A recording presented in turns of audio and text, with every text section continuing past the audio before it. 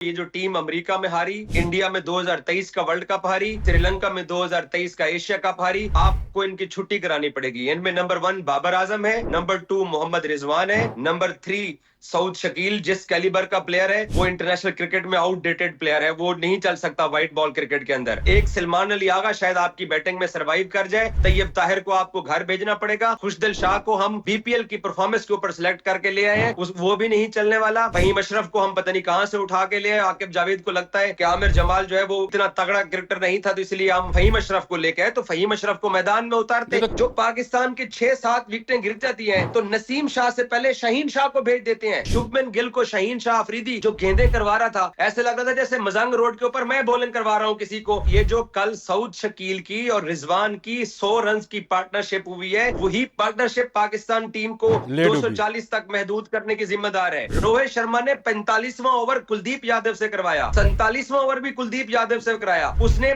आखिरी power play के अंदर एक ओवर मोहम्मद शामी से कराया, उसको 2 छक्के लगे, और 2 ओवर हशरत राना से कराए। और ये जो जिस इंडियन टीम से आप कल मैच हारे हो, ये तो आउट ऑफ फॉर्म टीम थी। इस टीम के सामने हमने वही 80s 90s की 240 रन करके हमने ये सोचा कि हम जो है वो मैच जीत जाएंगे। सोचा था क्या, क्या हो गया, क्या हो गया, ये नहीं सोचा था जो हो गया।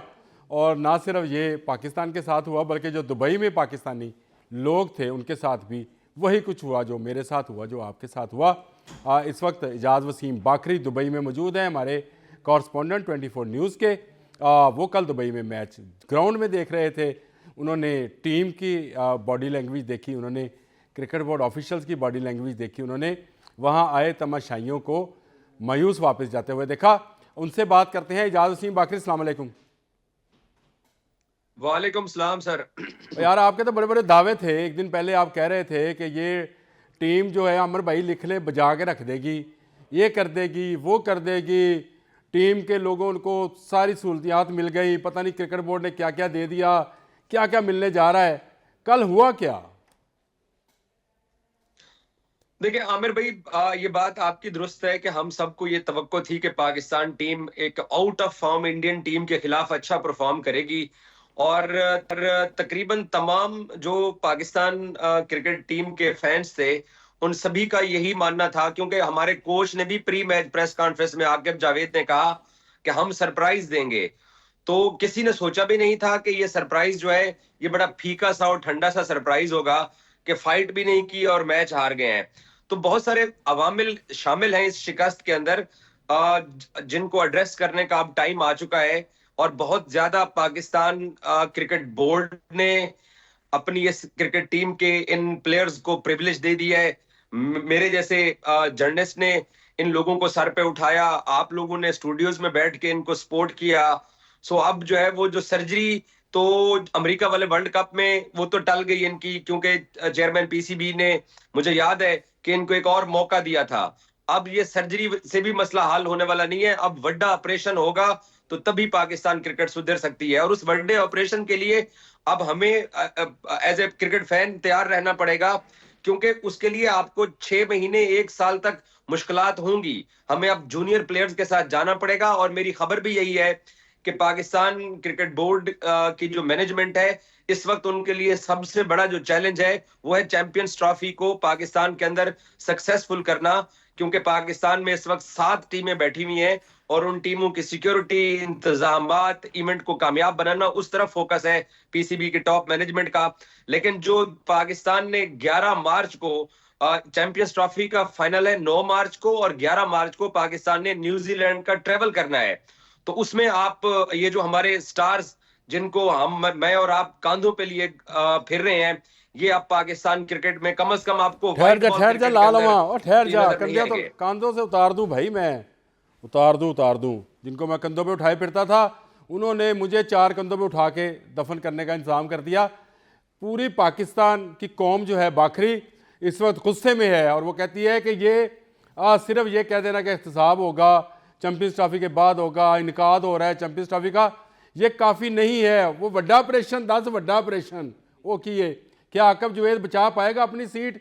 क्या सिलेक्टर्स भी अपनी जगह पर रहेंगे, या सिर्फ प्लेयर्स पर छुरा चलाया जाएगा?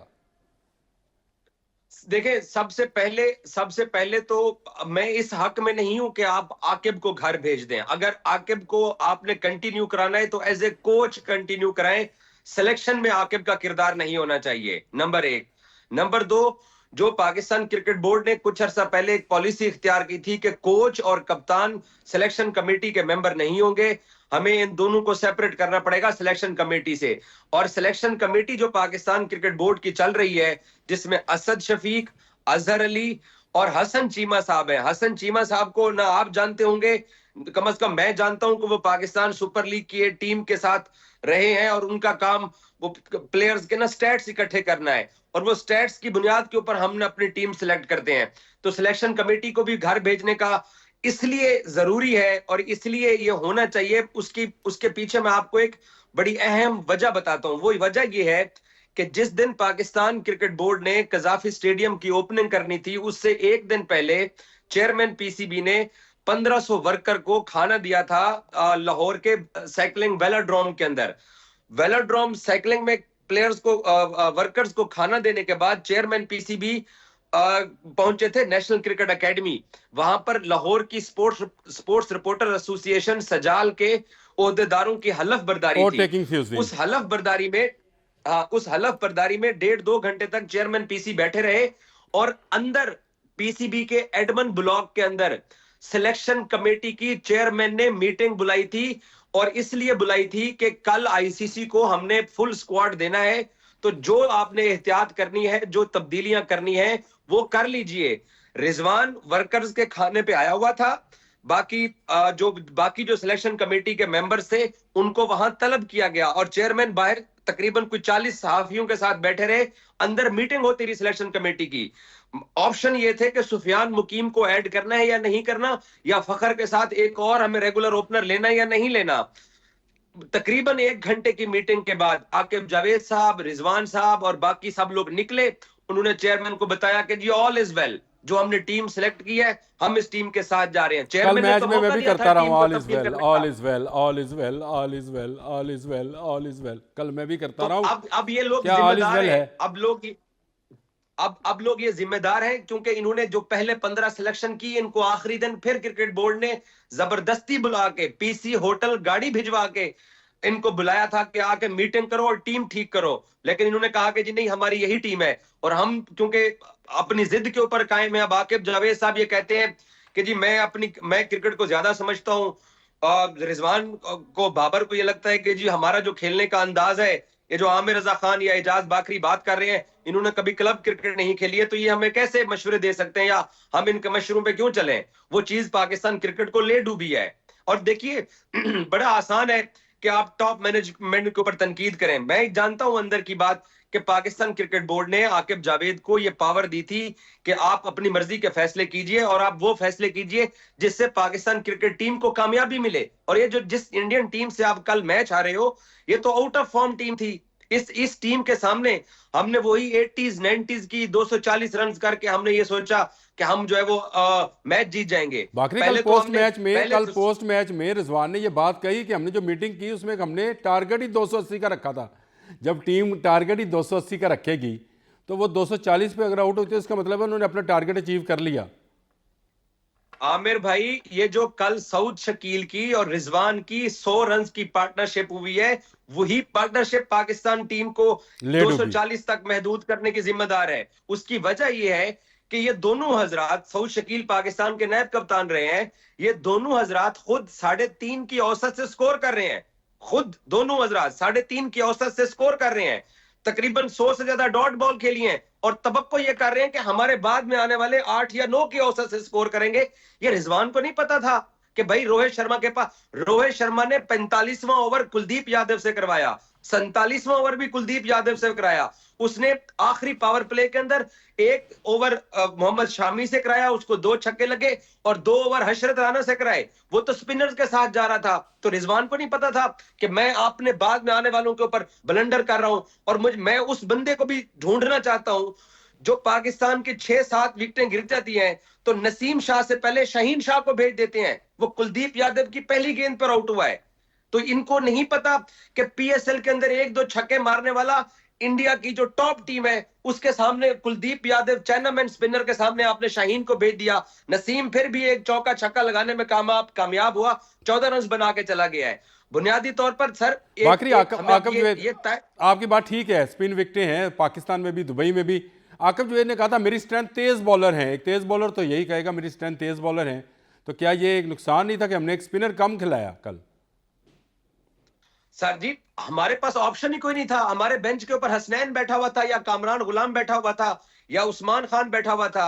हम किसको खिलाते? हमने जो टीम सिलेक्ट की है हमने इन्हिसार सिर्फ इब्रार अहमद पे किया है। और ये पूरी पाकिस्तानी कौम को ये बताने की कोशिश की जाती रही है सिलेक्शन कमेटी और टीम इंतजामिया की तरफ से कि हमारी फास्ट बॉलिंग स्ट्रेंथ है और हम फास्ट बॉलिंग का सुन लें। विराट कोहली आज से 2 महीने पहले ऑस्ट्रेलिया के अंदर 5 टेस्ट मैचेस खेला और उन 5 टेस्ट मैचेस की 10 इनिंग्स के अंदर वो 5th स्टंप के ऊपर ऑफ साइड के ऊपर उसने एज दे के कैचेस करवाए। वो इतना आउट ऑफ फॉर्म था। हमने विराट कोहली को 5th स्टंप के ऊपर कोई गेंद ही नहीं की। और शुभमन गिल को शाहीन शाह अफरीदी जो गेंदें करवा रहा था, ऐसे लग रहा था जैसे मजंग रोड के ऊपर मैं बॉलिंग करवा रहा हूं किसी को, बिल्कुल उसको मुंह में देख के, और वो क्लासिक शॉट्स देखने वालों को नहीं पता, लेकिन मुझे तेरी बॉलिंग का पता है। मैं तुम्हें एक बात और बता दूं बाखरी, मुझे ये बता, जो वड्डा ऑपरेशन होना सी उसमें अब कौन कौन से प्लेयर्स जाएंगे? कोई प्लेयर्स के नाम, कप्तान जाएगा, शाहीन जाएगा, टीटी जाएगा कि नहीं? टीटी वो वाली नहीं, ये वाला टीटी ताहिर, ये जाएगा नहीं जाएगा? देखिए पाकिस्तान क्रिकेट टीम का माइंडसेट तब्दील करने का सिर्फ एक ही तरीका है, वो ये है कि आपको ये जो टीम अमेरिका में हारी, जो टीम इंडिया में 2023 का वर्ल्ड कप हारी, श्रीलंका में 2023 का एशिया कप हारी, आपको इनकी छुट्टी करानी पड़ेगी। इनमें नंबर 1 बाबर आजम है, नंबर 2 मोहम्मद रिजवान है, नंबर 3 सऊद शकील जिस कैलिबर का प्लेयर है वो इंटरनेशनल क्रिकेट में आउटडेटेड प्लेयर है, वो नहीं चल सकता व्हाइट बॉल क्रिकेट के अंदर। एक सलमान अली आगा शायद आपकी बैटिंग में सरवाइव कर जाए। तैयब ताहिर को आपको घर भेजना पड़ेगा। खुशदिल शाह को हम बीपीएल की परफॉर्मेंस के ऊपर सिलेक्ट करके ले आए हैं, वो भी नहीं चलने वाला।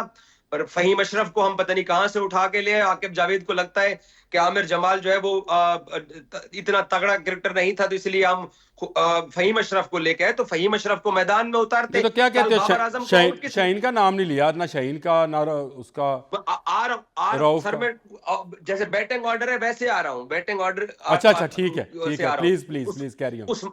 उस्मान खान को आपने अपने स्क्वाड के अंदर रखा हुआ है सेकंड विकेट कीपर के तौर के ऊपर। हसीबुल्लाह का क्या कसूर था? हसीबुल्लाह के बारे में जैसन गिलेस्पी और गैरी क्रिस्टन जब कोचिंग छोड़ के जा रहे थे, उसको पाकिस्तान का एडम गिलक्रिस्ट कह के गए।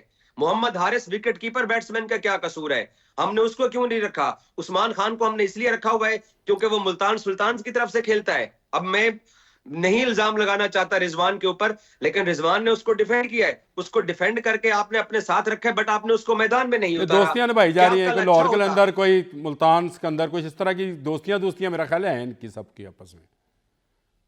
सर देखिए पाकिस्तान क्रिकेट बोर्ड ने जब इनको बाइख्तियार बना दिया चेयरमैन पीसीबी ने, तो फिर इन्होंने अपना इख्तियार अपनी साइंस और अपनी समझदारी के साथ इस्तेमाल किया है, जो कि बैकफायर कर गया है। बॉलिंग में आप आ जाएं, सिर्फ एक हारिस रऊफ के ऊपर मैं ये कह सकता हूं कि वो लड़का जोर लगाता है, आउट करने की कोशिश करता है, पसलियों में दर्द करवा लेता है, वो जान मारते हुए नजर आता है कि वो जान मार रहा है। हाँ, नहीं, अच्छी एक्टिंग बहुत अच्छी करता है, वो एक्टिंग बहुत अच्छी करता है। मैंने देखी है। नहीं, वो कल सुनील गावस्कर ने भी बाकरी यही बात कही। उसने कहा अगर मैं खेल रहा होता तो सबसे पहले क्रिकेट से ज्यादा एक्टिंग सीखता, जैसे ये बच्चे एक्टिंग कर। ये सुनील गावस्कर कह रहा है, भाई मैं नहीं कह रहा हूं।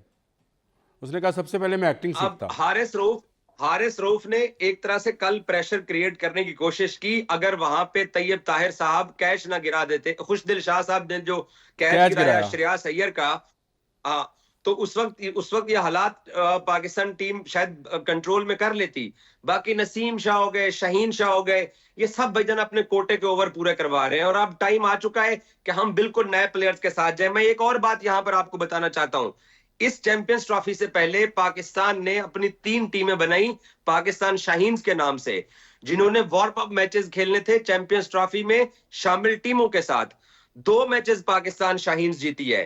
एक पाकिस्तान शाहीन्स अफगानिस्तान के खिलाफ जीती है, एक पाकिस्तान शाहीन्स दुबई में बांग्लादेश के खिलाफ जीती है और 38 ओवर में बांग्लादेश को पाकिस्तान शाहीन्स ने आउट किया है। और अब मैं देखता हूं पिंडी में 27 तारीख को पाकिस्तान की जो बड़ी टीम है वो बांग्लादेश को 38 ओवर में आउट करती है या नहीं करती है। उसमें उसामा मीर ने 4 विकेटें ली, सुफियान मुकीम खेल रहा था, बाकी लोग खेल रहे थे।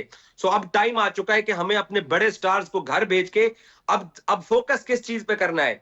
सितंबर 2025 यानी अब से 6 महीने बाद T20 एशिया कप होना है। एशिया कप होना है जो कि इंडिया होस्ट कर रहा है, क्योंकि पाकिस्तान ने ट्रेवल नहीं करना तो इंडिया उसको दुबई शिफ्ट करेगा। एशिया कप के ऊपर हमें नई टीम बना के एशिया कप में उसका पहला टेस्ट लेना चाहिए। उसके बाद फिर आपके पास 6 महीने है। नहीं, बाबर का मुतबादल कौन है जो तेरे कि पास? इंडिया बाबर का मुतबादल कौन है? किसको, मतलब जितने साजी चांस बाबर बाबर का को दिए मुतबादल हैं आप बाकी लोगों को दिए इतने चांस कभी किसी को?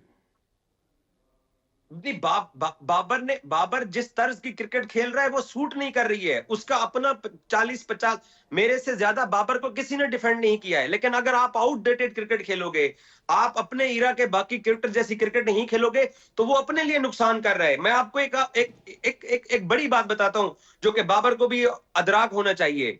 मुल्तान के अंदर इंग्लैंड के खिलाफ पहले टेस्ट में पाकिस्तान ने 800 रन कंसीड किए। जवाब में हम 2 इनिंग्सों के अंदर भी वो 800 रन 800 रन नहीं कर मुकम्मल सके नहीं हैं। कर सके। चेयरमैन पीसीबी ने क्या किया, उन्होंने आकिब जावेद की नई सिलेक्शन कमेटी बनाई। बाबर, शाहीन और नसीम और सरफराज को, इन चारों को ड्रॉप करके बेंच पे नहीं बिठाया गया, गाड़ी भेज के बारास्ता मोटरवे लाहौर भेजा गया कि आप टीम होटल छोड़िए। मुल्तान से ये चारों टीम होटल छोड़ के अपने अपने घरों को गए। पाकिस्तान अगले दोनों टेस्ट मैचेस जीत गया। गो के स्पिन विकेट हुई, साजिद और नुमान ने जितवाया। और आकिब जावेद का जो बाबर आप डिसीजन अच्छा, तो देखिए ना। बाबर की बात कर लेते हैं। बाखरी, कल का मुझे सिर्फ बता कि कल जब पाकिस्तानी शायकीन जो थे उनमें कितनी मायूसी थी। मैं तो कल का पता नहीं 2-4 लीटर पी चुका हूँ चाय। आमिर मैं पी भाई चुका देखिए, हूँ। उनके क्या हालत थी? एक तो दुबई में दिरहम की करेंसी में लोगों ने टिकट्स लिए हैं। सबसे सस्ता जो टिकट पाकिस्तानी करेंसी में बनता है वो 40-50 हजार रुपए का बनता है।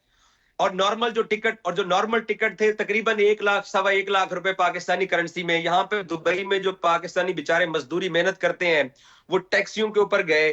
कुछ लोग कराची से आए, कुछ लोग दुनिया भर से गए पाकिस्तान को सपोर्ट करने के लिए। गो के फिर भी पाकिस्तानी 20-25% ग्राउंड के अंदर थे।